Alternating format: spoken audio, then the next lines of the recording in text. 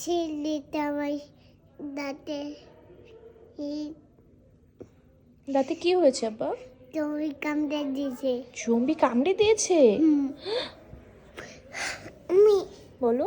জমিকে কুছ করো, জম্বিকে কি করব? কুছ করো, কিছু করব? কিছু করবো। কি করব বলো?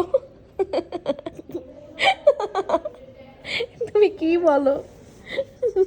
আমি তো কামড়ে কি হয়ে গেছি।